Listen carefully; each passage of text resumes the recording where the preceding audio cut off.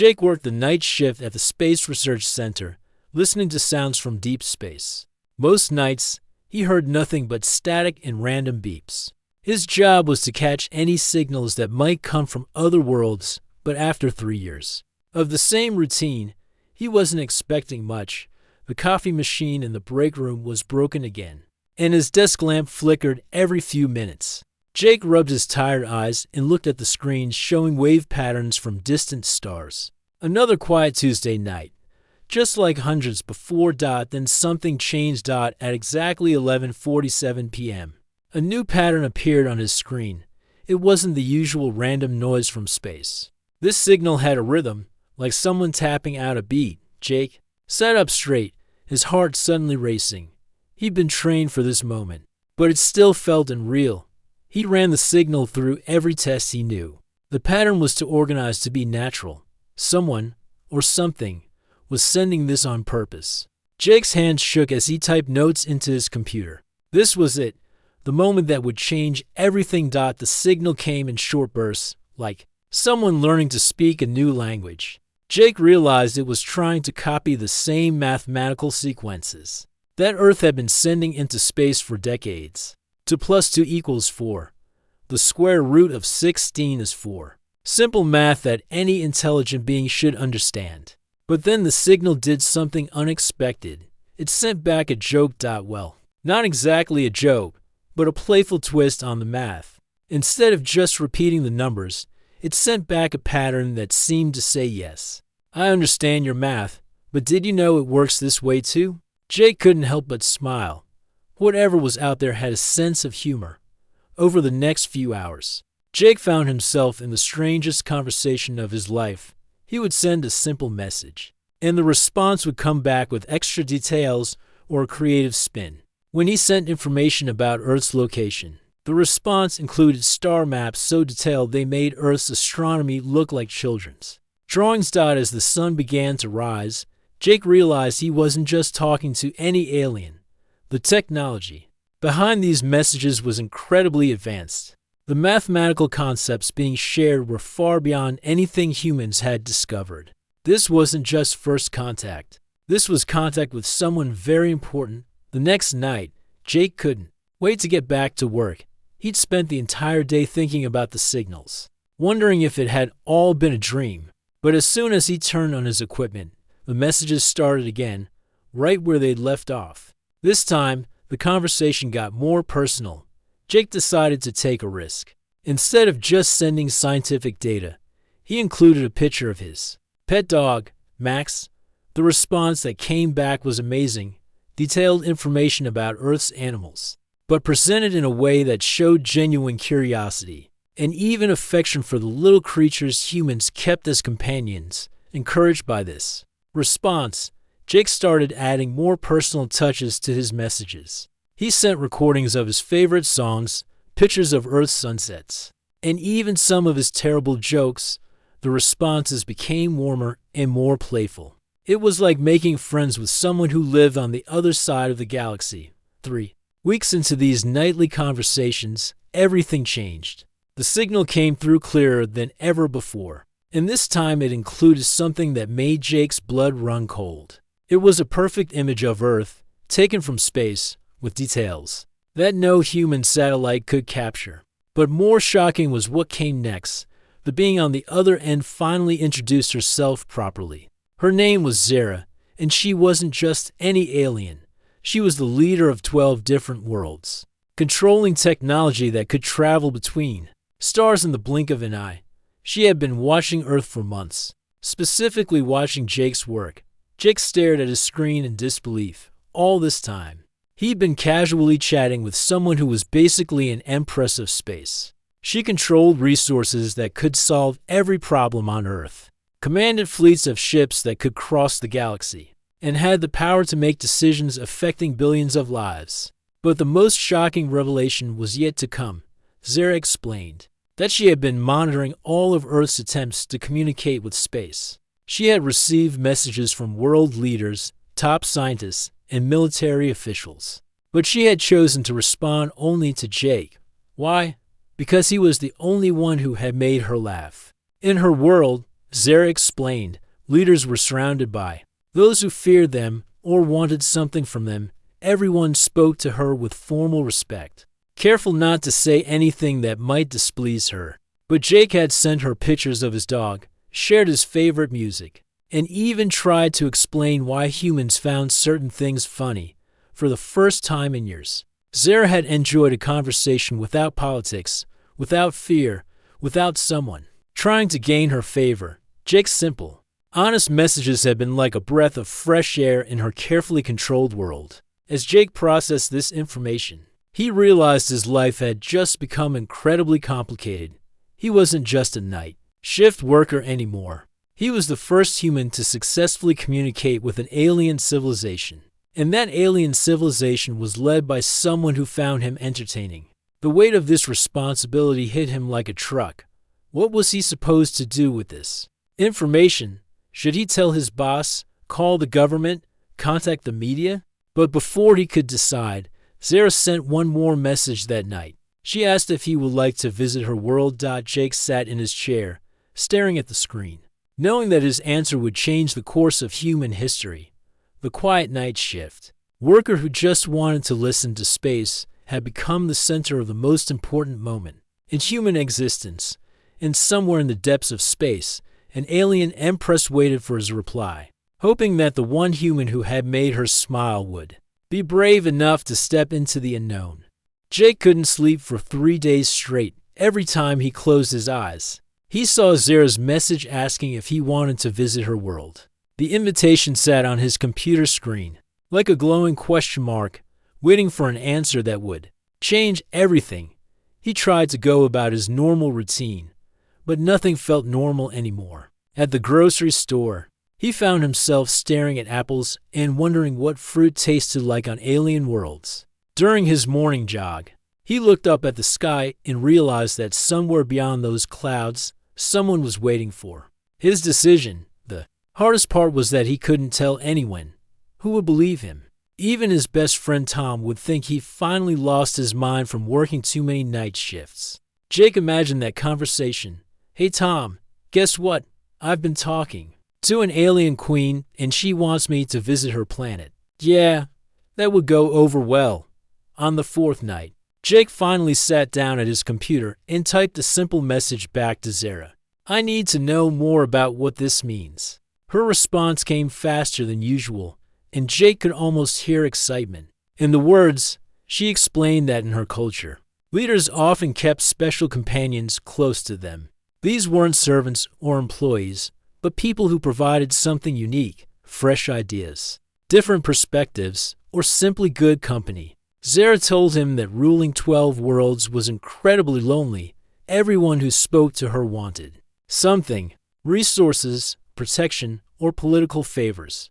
But Jake had never asked for anything. He'd shared his thoughts, his jokes, and his curiosity about the universe without expecting anything in return. That honesty was rare in her world. She painted a picture of her planet that sounded like something from a dream.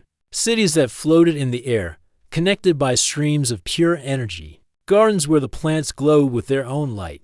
Art galleries that displayed the history of entire civilizations. And technology that could do things humans hadn't even imagined yet. But Jake wasn't stupid. He asked the hard questions. What if I want to come back to Earth? What if I get homesick? What if we don't get along as well in person? Zara's answers were honest, which somehow made them more frightening. The journey to her world would use technology that stretched the fabric of space itself. It was perfectly safe, but it was also a one-way trip. The energy required to bring someone back would be enormous, and it would need approval from the ruling council of all 12 worlds. She also admitted that she wasn't entirely sure how well a human would adapt to her planet's environment. The air was breathable, the gravity was similar to Earth's, and the temperature was comfortable. But the culture, the social rules, the daily rhythm of life, all of that would be completely foreign to him. Jake spent the next week asking himself the same questions over and over. Was he brave enough to leave Earth forever? Was he crazy enough to trust an alien he'd never met in person? Was this the adventure of a lifetime or the biggest mistake he could ever make? He thought about his life on Earth, His job was okay, but not amazing. He had friends, but no one who would be devastated if he disappeared. His family lived across the country, and they talked maybe once a month. His biggest accomplishment was keeping a plant alive for 6 months. When he really thought about it, his life wasn't bad, but it wasn't particularly exciting either. Then he thought about the alternative. He could stay on Earth, go back to his normal routine, and spend the rest of his life wondering what if. He could keep working the night shift, listening to empty space, knowing that somewhere out there, Zara was probably finding someone else to talk to. The decision became clear during a conversation with his coworker Danny. Danny was 65 and about to retire. They were talking about regrets. And Danny said something that stuck with Jake. "You know what I regret most? Not the chances I took that didn't work out. I regret the chances I didn't take at all." That night, Jake made his choice. He sent Zara a message that was both terrifying and thrilling to type. "When do we leave?" Her response came with detailed instructions that sounded like science fiction. She would open what she called a space fold, a temporary doorway between their worlds. Jake would need to be at a specific location at an exact time. He would have 5 minutes to step through, or the doorway would close and the opportunity would be lost. Jake had 2 weeks to prepare for a journey that would take him further from home than any human had ever traveled. He couldn't pack much, just the essentials that would fit in a small backpack. He wrote letters to his family and friends to be delivered only if he never returned. He arranged for his bills to be paid and his apartment to be cleaned out. The strangest part was writing his resignation letter. "Dear boss, I am leaving my position to pursue opportunities in space exploration. Please consider this my 2 weeks notice." He almost laughed at how ridiculous it sounded as the departure date approached. Jake felt a mixture of excitement and terror that kept him awake at night. He was about to become the first human to visit another world, but he was also about to leave behind everything he'd ever known. He would be completely dependent on someone he'd never met, in a place he couldn't imagine. The night before his departure, Jake sat in his apartment looking at all the things he was leaving behind. His books, his photos, his comfortable chair by the window. Such simple things, but they represented a lifetime of memories and experiences. He thought about calling his sister, just to hear a familiar voice one more time. But what would he say? How do you tell someone you love them without explaining that you might never see them again? Instead, Jake wrote one final message to Zara. "I'm ready. I hope you are too." Her response was simple but somehow comforting. "I've been waiting for you." As Jake packed his small bag for the journey of a lifetime, he realized that in less than 24 hours, he would either be exploring wonders beyond imagination or regretting the biggest decision of his life. But either way, he would finally know what lay beyond the stars. The journey through space felt like falling through liquid light. Jake couldn't tell if it lasted seconds or hours. But suddenly he was standing on solid ground again, breathing air that tasted slightly sweeter than Earth's atmosphere. When his vision cleared, he found himself in the most beautiful place he'd ever seen. Crystal towers stretched toward purple skies, connected by bridges that seemed to be made of pure energy. The ground beneath his feet sparkled like it was embedded with diamonds, and in the distance, he could see waterfalls that flowed upward instead of down. Everything glowed with a soft, warm light that made him feel strangely peaceful. Then he saw Zara, and his breath caught in his throat. She was tall and graceful, with skin that seemed to contain tiny stars and eyes that looked like they held entire galaxies. When she smiled, Jake felt like he was seeing something truly magical for the first time. "Welcome to my world, Jake," she said, and her voice was exactly as he'd imagined it, warm and musical. "I hope the journey wasn't too uncomfortable." Jake looked around in wonder, still trying to process what he was seeing. "This is incredible. It's like someone took all the most beautiful things in the universe and put them in one place." Zara laughed, and the sound was like wind chimes in a gentle breeze. "Wait until you see the rest of it. But first, let me show you where you'll be staying." She led him through the Crystal Palace, and Jake felt like he was walking through a fairy tale. The walls showed moving pictures of different worlds, like windows into distant places. Gardens filled with plants that changed colors as they walked. By rooms where the furniture seemed to float in midair, supported by invisible forces. His quarters were bigger than his entire apartment back on Earth. The bed was incredibly comfortable, made of some material that adjusted to his body temperature. The bathroom had a shower that used some kind of mist that cleaned him perfectly without any water. And the window showed a view of 3 different moons hanging in the alien sky. "This is amazing," Jake said, running his hand along a wall that felt warm to the touch. "But I have to ask, what exactly am I supposed to do here?" Zara sat down on what looked like a floating chair. "That's what I like about you, Jake. You ask the important questions. Most people would be so overwhelmed by all this that they'd forget to think practically." She explained that his role was unlike anything that existed on Earth. He wasn't a servant or an employee, but something closer to a trusted advisor and friend. In her culture, great leaders often kept companions who could offer fresh perspectives and honest opinions. "You see," Zara continued, "when you rule 12 worlds, everyone treats you differently. They agree with everything you say, even when you're wrong. They laugh at your jokes. Even when they're not funny, they tell you what they think you want to hear, not what you need to hear." Jake nodded, starting to understand. "But I've never been afraid to disagree with you or tell you when something doesn't make sense." "Exactly. And that's incredibly valuable to someone in my position. Plus, you make me laugh, which is something that rarely happens in my daily life." The next few days were like living in a dream. Jake accompanied Zara to meetings with leaders from other worlds, where his simple questions often helped solve complex problems. Went to planets couldn't agree on trade routes. Jake suggested they take turns, like kids sharing a toy. The solution was so obvious that everyone wondered why they hadn't thought of it before. He learned that Zara's world was incredibly advanced, but sometimes that advancement made things unnecessarily complicated. Jake's Earth perspective helped simplify problems that had been overthought for years. When cities were having traffic issues with their flying vehicles, Jake suggested something like traffic lights, but for 3-dimensional space. But it wasn't all work. Zara showed him wonders that made him feel like a kid again. They visited libraries where books read themselves aloud, art galleries where the paintings moved and told stories, and gardens where the plants sang in harmony. She took him to observe distant stars through devices that could show him planets thousands of light years away. The most surprising part was how much Zara seemed to enjoy his company. She would ask him about Earth customs, human emotions, and even silly things like why people kept pets or why they enjoyed watching sports. Her curiosity about human behavior was endless, and Jake found himself sharing stories and memories he'd never told anyone. On Earth, Jake explained one evening as they watched the 3 moons rise. "We have this saying, it's lonely at the top. I guess that's true even when you're ruling 12 worlds." Zara was quiet for a moment. "It is lonely," she admitted.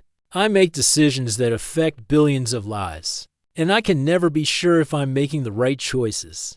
Having someone who will tell me the truth, even when it's not what I want to hear, is more valuable than you realize." Jake began to understand that his role wasn't just about entertainment or fresh perspectives. Zara genuinely needed someone she could trust, someone who wasn't trying to gain power or influence. He was like a friend who happened to come from another world. As weeks passed, Jake settled into his new life. He learned to use the advanced technology, tried foods that tasted like nothing on Earth, and even started picking up some of the local language. But more importantly, he began to see how his presence was changing things. Zara seemed more relaxed, more willing to try new approaches to old problems. She started asking her advisors more questions instead of just giving orders. She even began incorporating some of Jake's ideas about fairness and cooperation into her governing style. Jake realized that he wasn't just Zara's favorite human. He was becoming her partner and creating a better way to lead. His simple, honest perspective was helping an entire civilization think differently about how to solve problems and treat each other. But as comfortable as he was becoming in this new world, Jake couldn't shake the feeling that his real test was yet to come. He was about to learn that being the favorite of someone so powerful could be both a blessing and a dangerous responsibility. Jake woke up to the sound of alarms echoing through the Crystal Palace. In his 3 months on Zara's world, he'd never heard anything like it. The gentle, musical tones that usually filled the air had been replaced by urgent, pulsing warnings. That made his heart race. He rushed to his window and saw something that made his blood run cold. Ships were surrounding the palace, not the elegant, flowing vessels he'd grown used to seeing, but dark, angular craft that looked built for war. Their weapons were pointed directly at the building where he slept. Zara burst into his room without knocking, something she'd never done before. Her usual calm composure was gone, replaced by worry and anger. "Jake, we need to talk, now." She led him to a secure room deep in the palace, where the walls hummed with protective energy. "There's a rebellion happening," she said, her voice tight with tension, "and unfortunately, you're at the center of it." Jake felt his stomach drop. "What do you mean I'm at the center of it?" Zara paced the room, her hands glowing with nervous energy. "A group of military leaders, led by someone called Keth, believes I've become weak. They think my friendship with you has made me soft and distracted from my duties as a leader. But that's not true," Jake protested. "You've been doing great work. The trade agreements, the peace treaties, the new social programs, everything has been going better than ever." "I know that, and you know that," Zara replied. "But they see things differently. They think having a human as my closest advisor is embarrassing. They believe I should be focusing on military strength, not on cooperation and understanding." Jake sat down heavily, the weight of the situation hitting him. "So this is my fault. If I hadn't come here, none of this would be happening." "No," Zara said firmly. "This rebellion has been brewing for years. Some of my military commanders have always believed that fear and force are the only ways to maintain order. They were just looking for an excuse to challenge me through the protected walls." Jake could hear the distant sound of energy weapons firing. The rebellion wasn't just political. It was turning into a real battle. He thought about all the innocent people who might get hurt because of disagreements about his presence. "What do they want?" Jake asked. "They want me to send you back to Earth and return to the old ways of ruling through intimidation and military might. They believe that showing compassion or listening to different perspectives is a sign of weakness." Jake's mind raced. He thought about all the progress they'd made together, all the problems they'd solved by finding new ways to think about old challenges. But he also thought about the people who might die if this conflict continued. "Maybe they're right," Jake said quietly. "Maybe I should go back to Earth if my being here is causing a war. Then it's not worth it." Zara stopped pacing and looked at him with fierce determination. "Is that what you really think? That everything we've accomplished together means nothing?" "Of course not," Jake replied. "But I can't live with myself if people die because of me." "People die when bad leaders make bad decisions," Zara said. "If I give in to Keth's demands, I'm not just losing you. I'm losing the chance to create a better future for all 12 worlds." She showed Jake reports on her tablet, statistics about crime rates, economic growth, and citizen satisfaction. Since Jake had arrived and they'd started working together, every single measurement had improved dramatically. "Your human perspective has helped us solve problems we've been struggling with for decades," Zara explained. "The resource shortage on Kepler-7, fixed because you suggested they share with neighboring systems. The civil unrest on Proxima 3, resolved because you recommended listening to what the people actually wanted instead of just imposing rules." Jake looked at the data, torn between pride in their accomplishments and fear of the consequences. "But what if Keth is right? What if I really am just a distraction? Then why are his own people starting to question him?" Zara asked. She pulled up more reports showing that many citizens on all 12 worlds were protesting against the rebellion. They liked the changes that had been made and didn't want to return to the old ways. "The truth is," Zara continued, "Keth isn't just fighting against you. He's fighting against the idea that leadership should be about helping people instead of controlling them. He's afraid that if we succeed with our approach, other leaders will start expecting the same from him." Jake realized that this wasn't really about him at all. It was about two completely different ideas of what leadership should be. Keth represented the old way, rule through fear, make decisions without input, and never show weakness. Zara represented something new, lead through cooperation, listen to different perspectives, and admit when you don't have all the answers. So what do? Jake asked. We have a choice. Zara said, I can send you back to Earth right now. I have the technology ready, and it would probably end this rebellion immediately. You'd be safe, and things would go back to the way they were. And the other choice? We face this together. We prove that our way of doing things is better, not just for me, but for everyone. We show that strength comes from bringing people together, not from keeping them apart. Jake thought about his life on Earth, which suddenly seemed very simple and safe. He could go back to his night shift job, his quiet apartment, his predictable routine. No one would shoot energy weapons at him there. No one would blame him for starting wars. But he also thought about all the good they'd done together.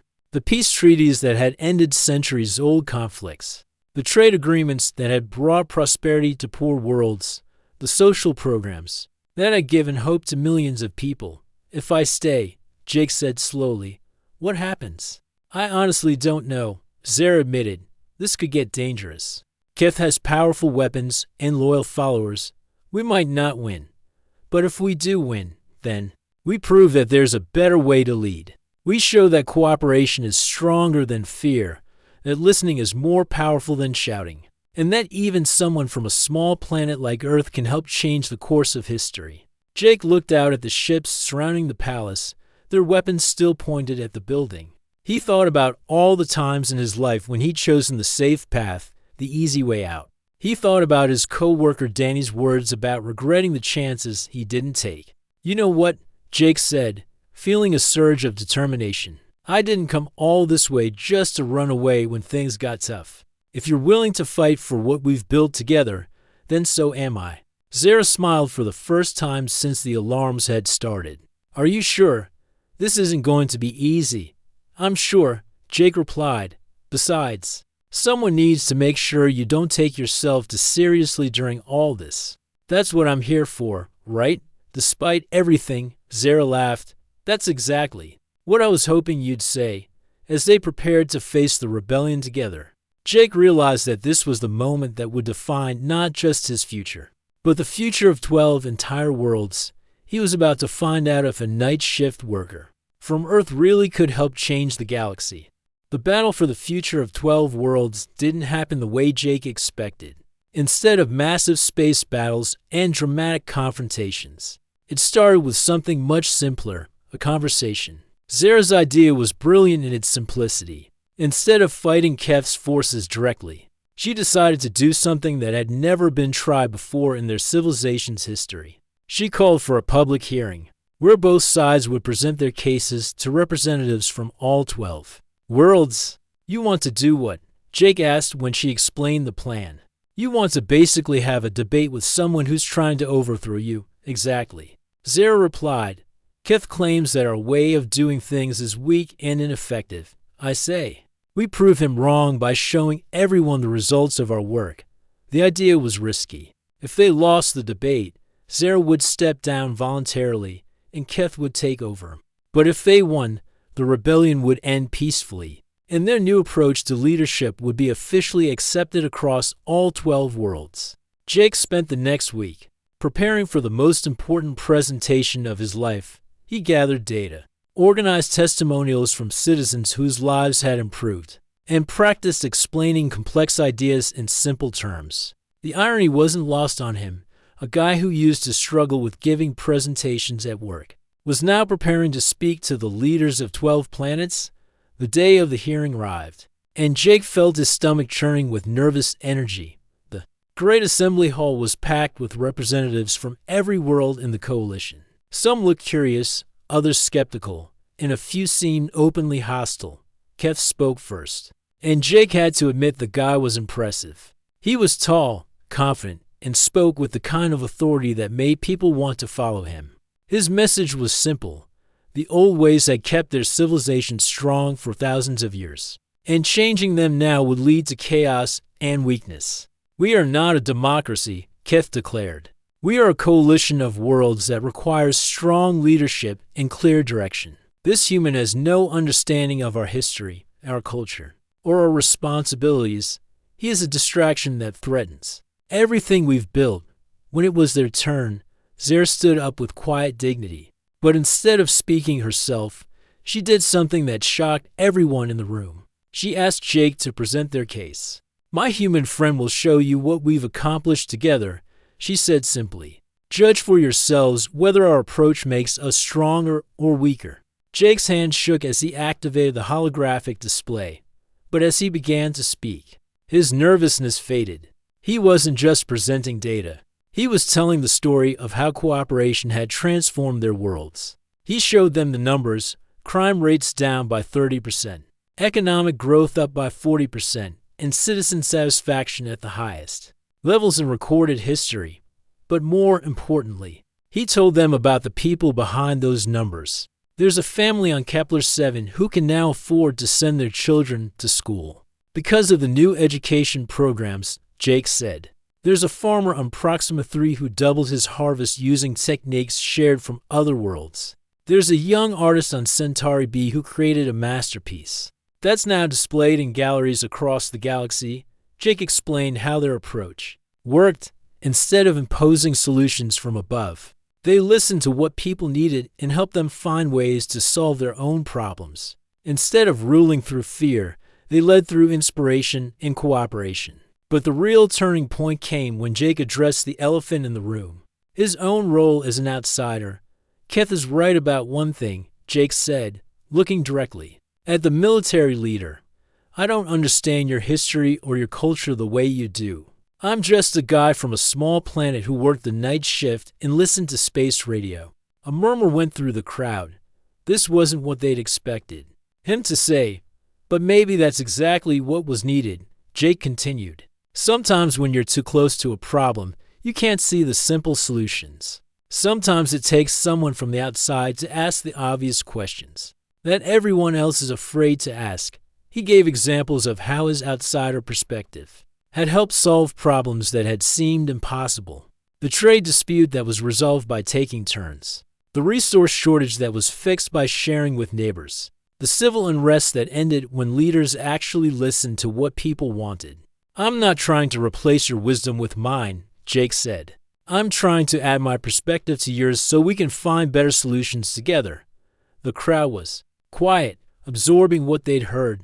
Then something unexpected happened. A representative from one of the outer worlds stood up.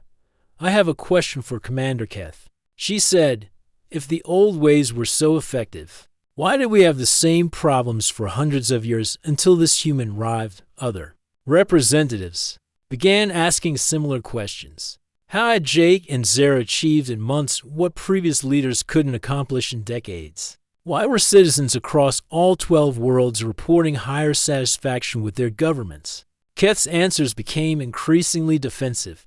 He talked about tradition, about respect for authority, about the dangers of change, but he couldn't explain away the results that Jake and Zara had achieved. The final blow came when representatives from Keth's own military units spoke up.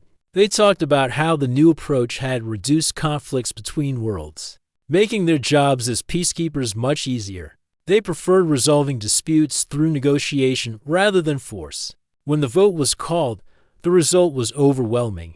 10 of the 12 worlds voted to continue with Jake and Zara's approach to leadership.